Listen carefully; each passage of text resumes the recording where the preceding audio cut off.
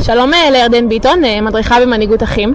שלום. ספרי לנו את כמדריכה, איך התקבלה ההחלטה לבוא להתנדב פה במרכז קליטה?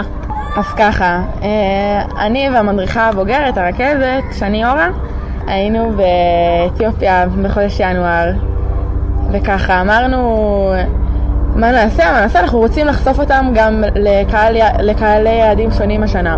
זאת אחת מהמטרות של התוכנית. ובמסגרת המטרה הזאת אז החלטנו שניקח אותם למרכז קליטה קלישר בבאר שבע, בקלישר 13, בשכונה ג', ונעשה ככה התנדבות, תחנות ברוח פורים. ספרו על התחנות. אמרנו, טוב, פורים, מה אנחנו עושים? אז אמרנו, הכנת רשנים והכנת מסכות. ואמרנו, טוב, בואו נעשה גם משהו ספורטיבי קצת. אז אמרנו, נעשה איזה תחנה כזאת, כמו של הג'ירפות, עם חורים בפנים, ושיזרקו לתוכם כדורי טניס. ואמרנו, טוב, איך אנחנו מנצלים את האיכות שלנו כקבוצה, כמנהיגות אחים, שנעשה משהו מיוחד יותר ממה שקבוצת אחריי לדוגמה, או כל אנשים אחרים יכולים לעשות. אמרנו, טוב, אנחנו נעשה גם תחנה של עברית, שככה יצא ממש מגניב. אמרנו, חלק מהם עולים, חלק מזה זה, כאילו כולם עולים, חלק מהם עלו ממש לא מזמן, ולחלקם זה הפורים הראשון בארץ, שזה ממש מדהים בעיניי. והחלטנו לעשות להם ככה גם ברוח פורים, גם דברים יותר כיפים וכליליים, ולעשות להם באמת משהו עם עברית, וזה הייתה גדול לדעתי.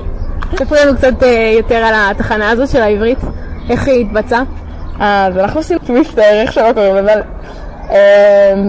ועשינו על כל משבצת מילים מנוקדות כמובן. נגיד, אני לא יכולתי לנקד, זה בעיה שלי. והילדים ככה היו צריכים, כמו המשחק הרגיל, לשים את הידיים שלהם ואת הרגליים וזה וזה, אבל הפעם בשביל לשים את הידיים היו צריכים לקרוא את המילה.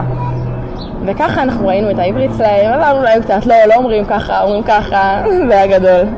חלמת כשהיית באתיופיה שאשכרה תממשי את מה שחווית שם, ושהחניכים שלך ילמדו מזה כל כך הרבה?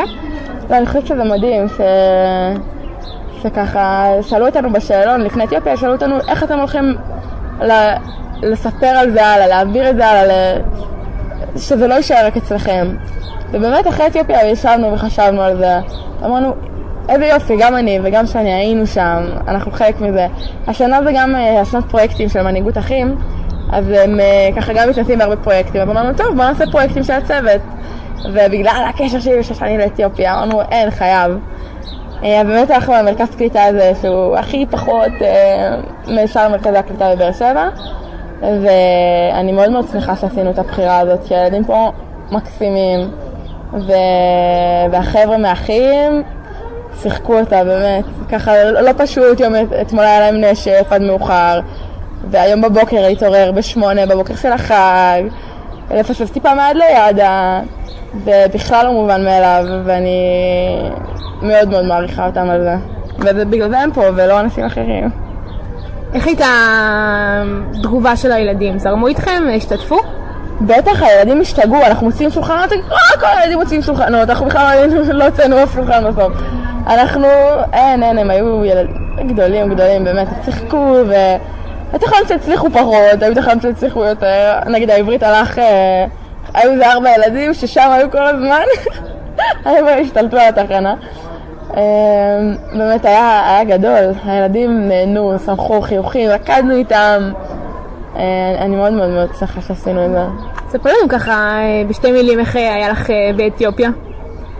היה חוויה מאוד מאוד עוצמתית, גם הרבה קשר ליהדות, ובתור יהודיה למה אני עוזרת לאנשים שהם לא יהודים, שיש לי פה יהודים גם לעזור להם, והרבה עוני, ולראות דברים שאתה לא רואה, עולם אחר.